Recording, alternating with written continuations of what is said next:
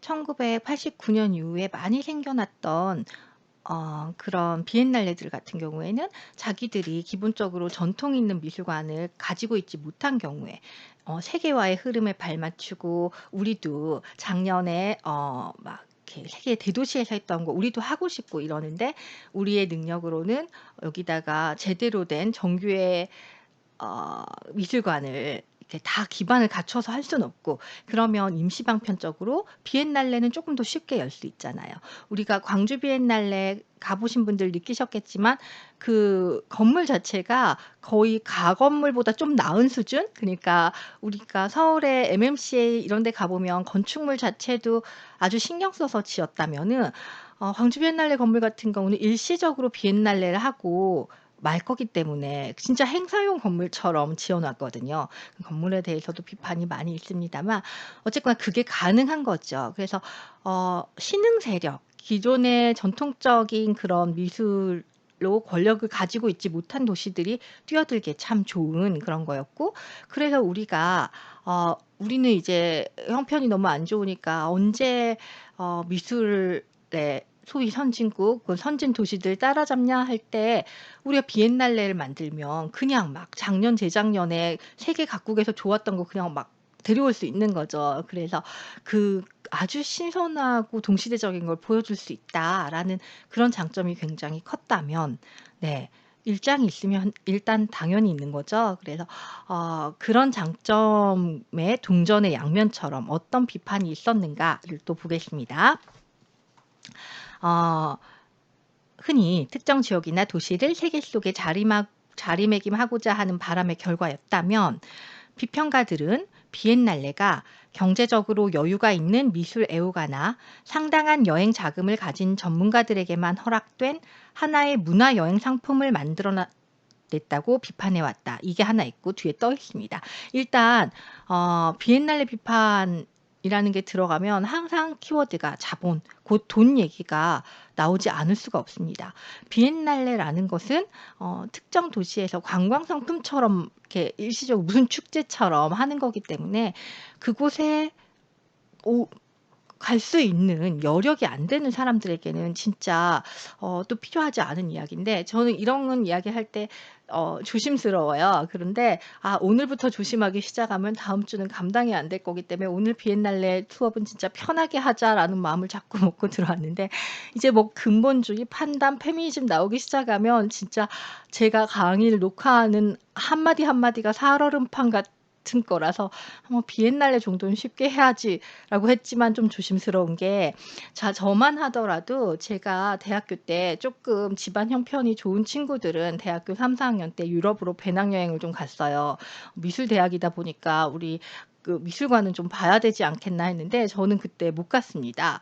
아르바이트해서 돈 모아서 유럽 갈 체력도 안 되고 막 그러느라고 못 갔고, 제가 외국 나가서 막 미술관 보고 활개친 건 석사 때예요. 그때서야 이제 드디어 제가 제 능력으로 이렇게 좀 돌아다닐 수가 있었어요.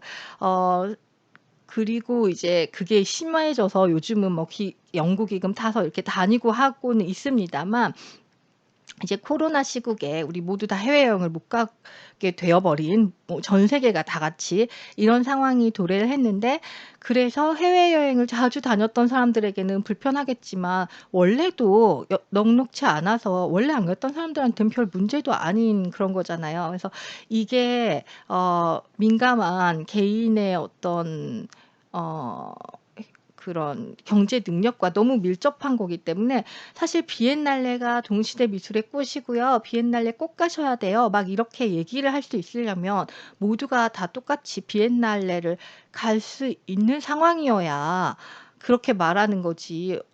비엔날레 여러분, 베니스, 상파울루 이 비행기 값이 얼만데 진짜 못 가요. 네.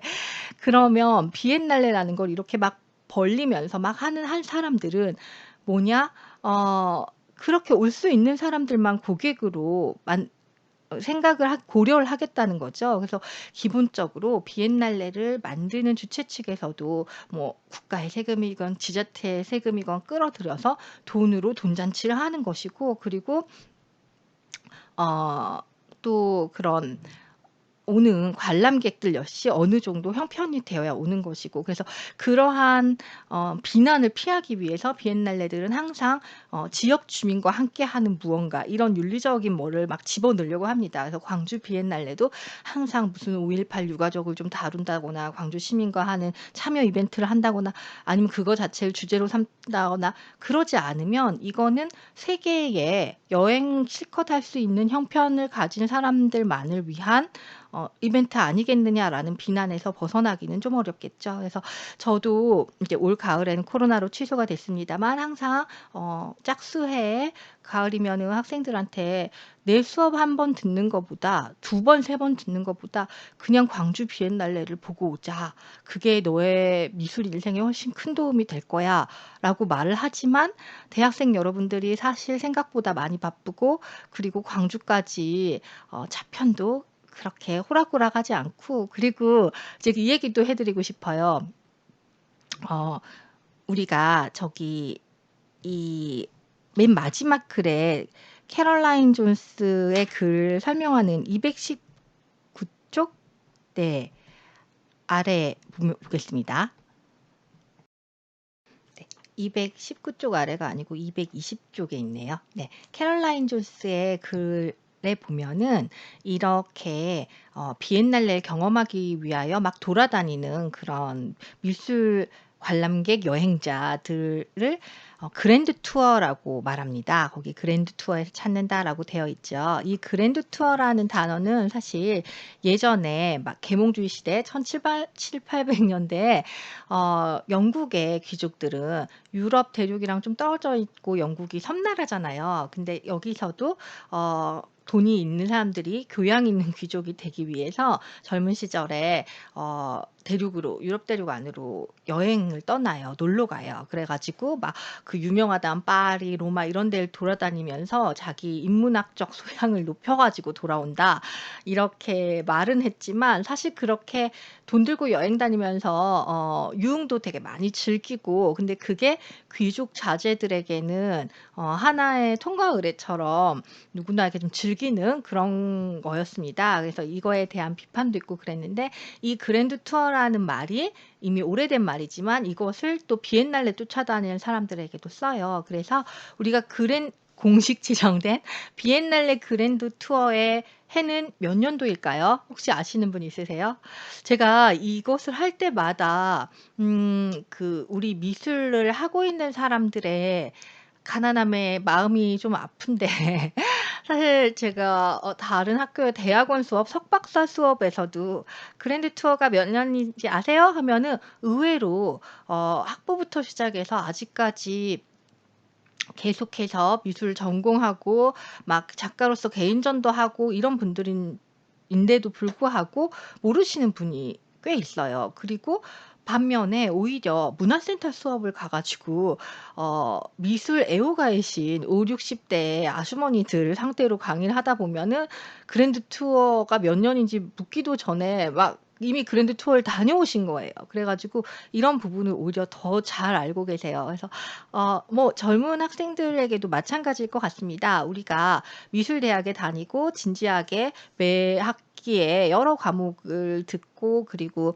막 졸업 작품 준비를 하고 이런 진지한 미대생들은 오히려 인스타에서 요즘 어떤 전시가 완전 핫하고 어떤 블록버스터가 관람객을 많이 끌어들여서 큰돈을 벌고 있는지, 그리고 또 그냥 미술 전공자가 아닌 친구들은 어 데이트하러 갈 때 어떤 전시를 선호하는지 이런 거에 오히려 더 눈치를 못 채고 있는 것 같기도 해요. 그래서 사람이 자기가 여행 가고 싶은 마음과 여행 갈 수 있는 자금과 여행 갈 수 있는 시간적 여유가 있을 때 그런 걸 알아보게 되는 거지, 거기서 멀어지면 오히려 더 미술 전공자라 해서 이걸 더 잘 알고 있지 않고 오히려 진짜 뭐 맛집 투어 다닌 사람 이런 사람들이 더 잘 알고 있는 글로벌 맛집 투어 여행객들이 이 비엔날레 그랜드 투어를 더 잘 알고 있는 상황이 저도 가끔씩은 좀 '어떡해.' 이런 생각을 하고는 있습니다. 그래서 어 제가 그냥 알려 드리자면은 매 7 년이에요. 그래서 어 우리 219쪽 위에 옛날부터 오래된 세 개의 비엔날레가 있다 그랬잖아요. 그래서 우리 상파울루 비엔날레 같은 경우는 좀 엉뚱하게 브라질, 남미 대륙에 있기 때문에 접근성이 좀 멀다면은 베니스는 이태리에 있는 도시고 카스텔은 독일에 있는 도시고 이태리랑 독일은 이렇게 위아래로 붙어 있고 그러다 보니까 이 두 가지를 같이 볼 수 있는 해를 많이 생각을 하게 됩니다. 그래서 베니스 비엔날레는 매년 매 홀수해에 해요. 1357구로 하죠. 그리고 카셀 도큐멘타는 여기에 써져 있다시피 5년에 한 번씩 하는데 그게 매 2년, 매 7년이에요. 그래서 2002년 했고 2007년 했고 2012년 했고 2017년을 했고 그리고 2002년, 22년에도 할 것이고 2027년에도 할 것입니다. 근데 우리처럼 아시아에 살고 있는 사람들 입장에서는 유럽을 뭐 매해 갈 수 있는 것도 아니고 어쩌다 한 번 가는데 기왕 가서 두 개를 다 보고 오면 좋지 않겠냐라는 생각 때문에 네, 홀수해이면서 카스텔 도큐멘타도 하는 해를 고르다 보면 7년이 돼요. 그래서 그렇다면 사실은 그게 1997년에도 마찬가지였고 2007년, 2017년이 있었을 텐데 물론 1997년에는 제가 고3이었기 때문에 그랜드 투어를 갔는지 안 갔는지를 잘 모르는 것도 있겠습니다만 우리나라가 IMF를 때려 맞은 해고 유학생들도 다 돌아오는 해여가지고 우리나라의 그랜드 아트 투어 아트 비엔날레 그랜드 투어 분 같은 건 없었어요. 근데 2007년에는 그나마 경기가 꽤 괜찮은 편이었고 2017년에는 그 전에 미술 시장도 커지고 또 모두 다 해외여행과 관광에 훨씬 더 익숙해진 세대가 되었기 때문에 중장년층들이 유럽을 한 번 가는데 기왕 가서 베니스 비엔날레 카셀 도쿠멘타도 보고 와야지 이런 분들도 늘어서 여러분이 2017년도 월간 미술이라던가 이런 미술 잡지들을 다시 한번 도서관에서 검색해 보실 수 있다면은 이 그랜드 투어 광고를 좀 보실 수 있을 거예요. 그래서 미술 애호가들을 단체로 모아가지고 도슨트가 따라다니면서 이렇게 이렇게 설명해주고 그런 거죠. 네, 그런 뭐 참여비 500만 원만 뭐 몇 명 모집 막 이런 게 있을 정도로 그리고 이렇게 책판을 사이트에 검색을 해보시면 비엔날레 그랜드 투어 쳐보시면 저거에 대한 아예 책이 나왔었어요. 17년도에는. 그러니까 그 정도로 관광 상품화가 됐다는 겁니다. 그래서 이것은 관광 상품화가 뭐가 나빠? 이렇게까지 말을 하면은 또 어려워지는 문제지만 어쨌거나 이제 비엔날레는 미술인을 위한 미술 축제라기보다는 오히려 하나의 관광 사업이다라는 부분이 너무 강화됐고 이게 이렇게 강화되다 보면 당연히 전시 자체에도 영향을 미칠 수밖에 없겠죠. 그래서 저는 이제 베니스 비엔날레를 뭐 2015년, 17년을 봤습니다만 17년도 베니스 비엔날레가 저 가서 본 중에 참 별로였거든요. 뭐랄까 좀 대중적인 취향에 많이 맞출 수밖에 없었다고 할까요? 네. 그러니까 이러한 어떤 사회적 흐름이 있으면은 아무래도 그게 전시 안으로도 영향을 미치고 반영이 되기 때문에 그것에 대한 비판이 당연히 많을 수밖에 없습니다. 그래서 이렇게 미술 애호가나 상당한 여행 자금을 가진 전문가들에게만 허락된 문화여행 상품이다라는 비난을 비엔날레는 꾸준히 받아오고 있고요. 네, 이 문화여행 상품이란 말을 다른 말로 바꿔놓은 게 219쪽 아래에 있는데 네, 이런 전시들은 단순히 문화적 엔터테인먼트의 형태다 또는 일부 비평가들이 주장하듯이 미화된 아트페어에 불과하다. 네, 뭐 이런 식의 비판. 그러니까 단어 몇 개만 보더라도 이것이 비엔날레에 대한 비판이겠구나라고 짐작될 만한 그런 워딩들 느껴지시죠? 네. 이런 비판 관점이 있고 또한 또 볼게요. 또한 비엔날레에서 계속해서 등장하는 동일한 작가군을 비롯해 장소 특정적 설치 작업과 맥락 기반적이고 일시적인 성향의 작업에 편중하는 전시 성향에 대해 반기를 들며 회화와 조각을 옹호하기도 했다라는 거예요. 우리가 동시대 미술 수업을 들어오면서 어느 순간부터 장소 특정성, 매체 특정성, 그리고 참여, 액티비즘, 에이전시 이런 식으로 제 수업이 흘러왔잖아요. 네. 그래서 이 한두 달간 이렇게 수업의 흐름만 보더라도 여러분이 첫 주에 그 테리 스미스의 동시대 미술에 대해 읽어야 할 때 그때에 갖고 있는 감각과 좀 다를 수도 있을 것 같아요. 좀 의도한 바이기도 합니다. 네. '아 대세는 회화와 조각이 아닌 것이냐.'라는 그 느낌을 그게 옳아서 들린다기보다는 그 흐름 자체를 못 느끼고 계시는 건 너무 시대와 따로 노는 느낌이라고 생각이 들어서, 특히 제가 쪼끔 우려하는 바는 상명대학교에 이제 지난 학기에 강의를 하고 우리 그 학교의 위치도 그렇고 좀 그 산자락 위에만 있다 보면은 동시대의 흐름에 좀 둔해지기 쉬워요. 그리고 학생 여러분들은 안타깝게도 너무 바쁘다 보니까 매주 나오는 과제를 해내고 선생님들 입김에 많이 이렇게 쓸려 다닐 수밖에 없어요. 사실 선생님이라는 여러 강사들은 어 진짜 지금 가장 중요한 게 뭔가를 생각해서 그 과제를 내주고 그 과제를 시키기보다는 네 그냥 자기 자리에서 하게 되기가 쉽거든요. 그래서 제가 이제 저 자신도 당연히 그런 약점이 있기 때문에 자꾸 그걸 방지하고자 "내 수업 듣는 것보다는 차라리 전시장에 가서 전시 하나 더 봅시다." 막 이런 식으로 얘기를 해요. 그러니까 어 요즘 세상이 제가 여러분한테 무언가를 가르쳐 주어서 여러분이 잘 될 확률보다는 그냥 나가서 세상에 굴르면서 더 잘 될 확률이 높다고 저는 판단을 하고 있기 때문에 또 그렇게 합니다. 그런데 우리 상명대는 그 학교 안에서 나는 훌륭한 학점을 받고 싶어 하면서 너무 열심히 거기서 계속 그 좋은 점수 받기 위해 노력을 하고 있다 보면은 웰컴 투 동막골이나 예 그렇게 될 확률이 저는 약간 걱정스럽게 좀 느껴졌었어요. 그래서 네 저의 진심을 좀 느끼고 계시나요? 이 표정의 진정성 보이세요? 네.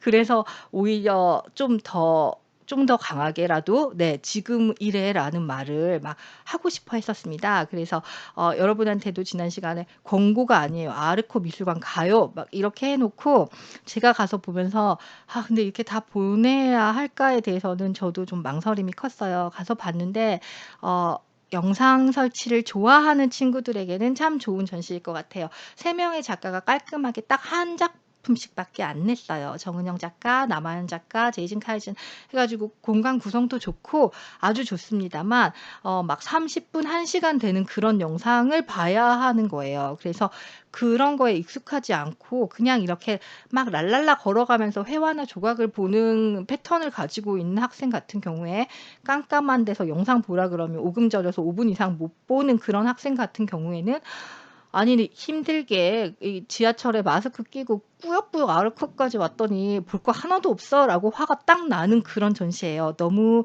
호불호가 강렬하게 갈릴 수밖에 없는 전시라서 제가 전원 다 보는 것은 못 하겠더라고요. 예. 그 의의가 아주 큼에도 불구하고 네 그래서 제가 몇 가지 중에서 뭐 하나는 보기 이런 식으로 바꿔야겠다라고 생각을 했습니다. 네. 네. 그럴 정도로 어쨌거나 그 지금 아르코에서 하고 있는 그 전시만 보더라도 '아 요즘 비엔날레 가면 또 이렇구나. 아 회화와 조각은 진짜 근처에도 없구나.' 막 이런 느낌을 몸소 좀 느끼실 거예요. 그러므로 미술의 중심을 회화와 조각에 끝없이 두기를 자기도 모르게 취향상 바라고 있는 많은 분들에게 비엔날레는 그야말로 아주 몹쓸 유행처럼 느껴졌으리라는 것을 충분히 상상해 볼 수 있겠습니다.